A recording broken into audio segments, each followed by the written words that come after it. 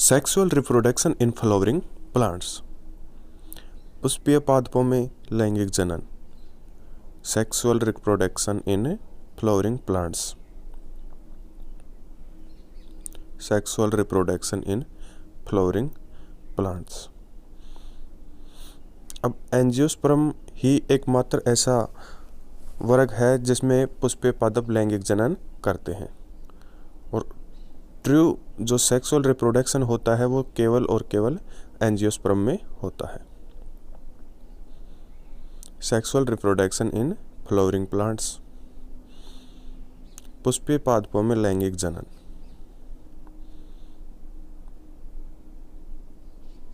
तो देखो इसमें sexual reproduction in flowering plants. Angiosperm ही केवल एक ऐसा वर्ग है जिसमें ट्रू सेक्सुअल रिप्रोडक्शन होता है। एंजियोस्पर्म ही केवल एक ऐसा वर्ग है जिसमें ट्रू सेक्सुअल रिप्रोडक्शन होता है।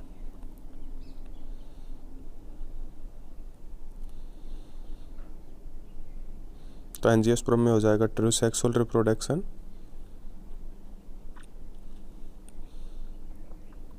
और एंजियोस्पर्म में पुष्प लैंगिक जनन की इकाई होते हैं।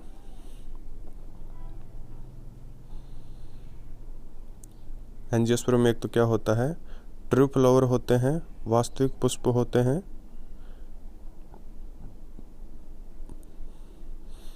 और वास्तविक लैंगिक जनन किसमें होता है, एंजियोस्पर्म में।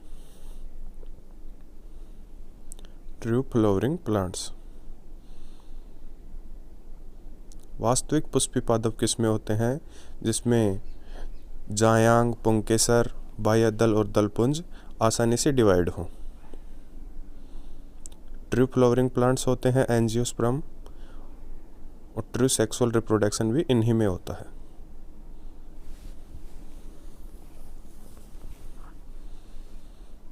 ट्रू फ्लावरिंग प्लांट हो गए एंजियोस्पर्म में।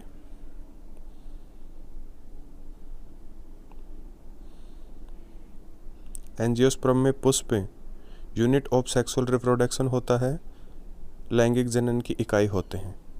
एंजियोस्पर्म में पुष्प लैंगिक जनन की इकाई होते हैं, unit of sexual reproduction.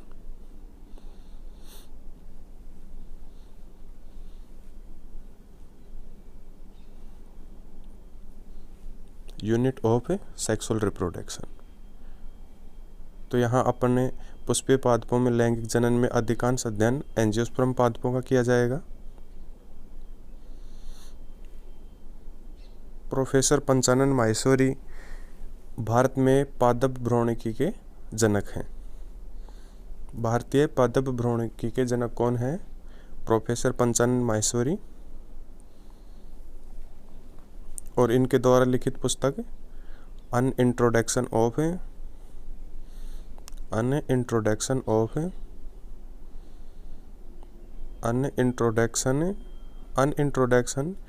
To the embryology. Professor Panchanan Maheshwari द्वारा लिखित पुस्तक an introduction to the embryology of an angiosperm. An introduction to the embryology of an angiosperm। भारतीय पादप भ्रूणिकी के जनक प्रोफेसर पंचानन माहेश्वरी और उनके द्वारा लिखित पुस्तक an introduction to the embryology of angiosperms. इसके बाद में आता है बागवानी, फ्लोरिकल्चर किसे कहते हैं। तो पुष्पों की खेती करना, द कल्टीवेशन ऑफ फ्लावर। बागवानी किसे कहते हैं? पुष्पों की खेती करना, द फ्लोरिकल्चर किसे कहेंगे? The cultivation of flower.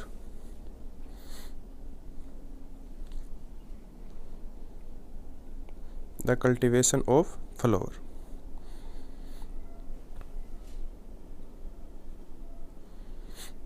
या फिर cultivation of flowering plants. Cultivation of flowering plants.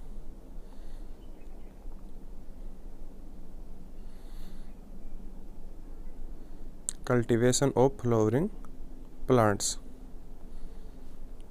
पुष्पीय पादपों की खेती करना या पुष्पों की खेती करना बागवानी या फ्लोरिकल्चर कहलाती है।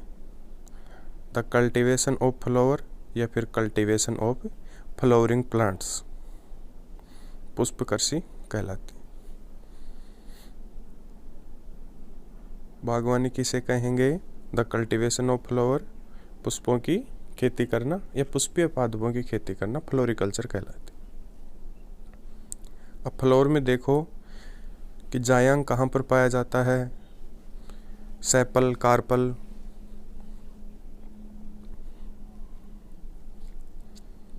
तो इसमें जो रेड कलर से दिखाई दे रहा है ये क्या रहेगा? दलपुंज। और इसके अलावा जो ग्रीन कलर से दिखाई दे रहा है ये रहेगा बाह्य दलपुंज।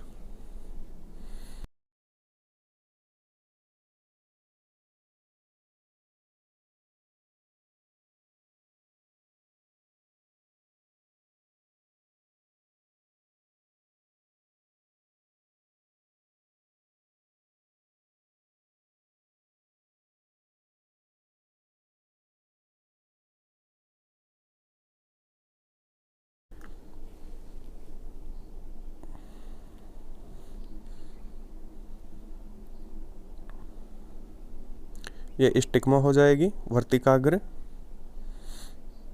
जायांग में ऊपरी सिरा क्या कहलाता है? स्टिग्मा, फिर स्टाइल ओवेरी और उसके बाद में ओवेरी। वर्तिकाग्र, वर्तिका और अंडाशय। स्टिग्मा, स्टाइल और ओवेरी तीनों को सम्मिलित रूप से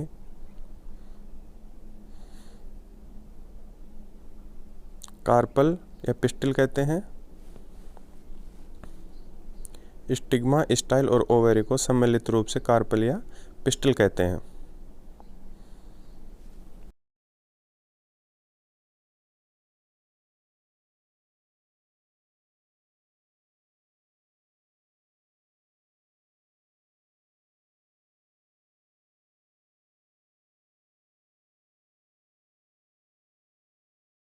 उसके बाद में फिलामेंट और दोनों योजी द्वारा जुड़े होते हैं कनेक्टिव द्वारा, एंथर और फिलामेंट।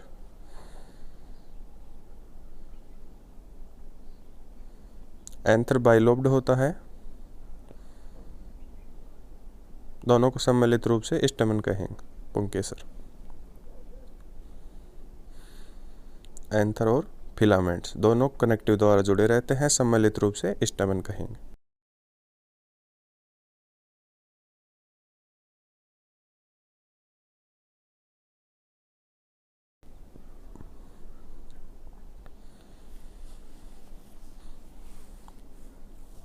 ये ओव्यूल हो जाएगा और ये पेटल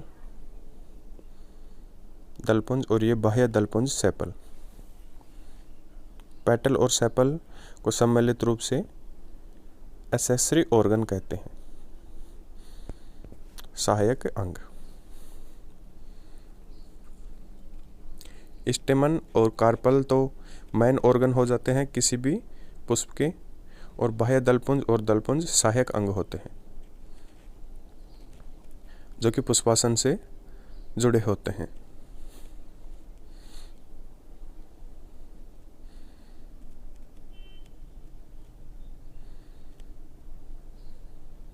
ये थैलेमस हो जाएगा और थैलेमस से नीचे पुष्पवृंत पेडिकल हो जाएगा। ठीक है, ये पेडिकल हो जाएगा। थैलेमस, थैलेमस से नीचे डंठल नुमा संरचना पेडिकल।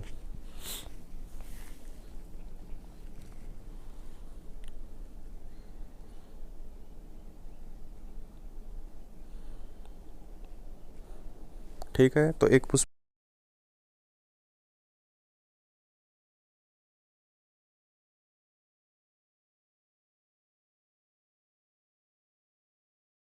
में अधिकांश आवर्त बीजियों के गुण पाए जाते हैं।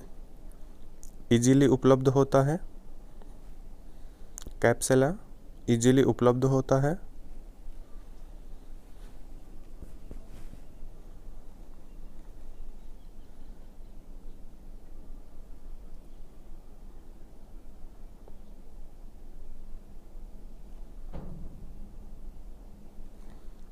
आवर्तबीजी के अधिकांश लक्षण पाए जाते हैं। Maximum characteristic of angiosperm.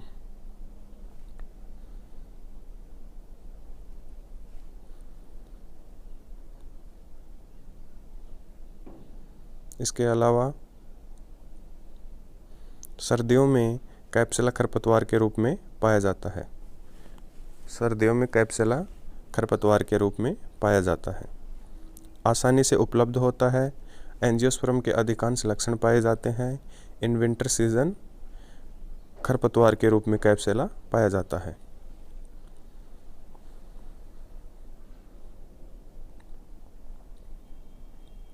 Maximum characteristic of angiosperm, कैप्सुला खरपतवार के रूप में पाया जाता है।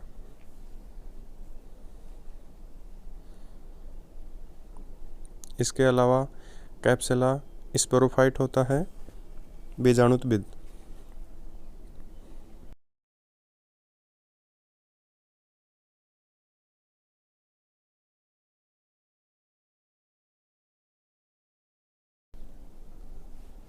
जड़ तना पत्ती में आसानी से विभेदित होता है। रूट, स्टेम और लीव्स में विभेदित होता है।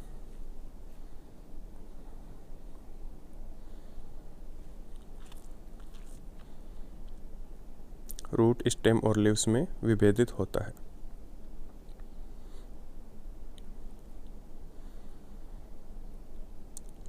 कैप्सुला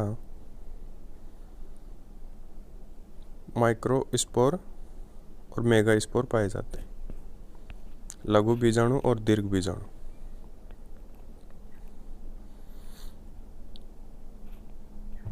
माइक्रोस्पोर मेल स्पोर का प्रतिनिधित्व करेंगे।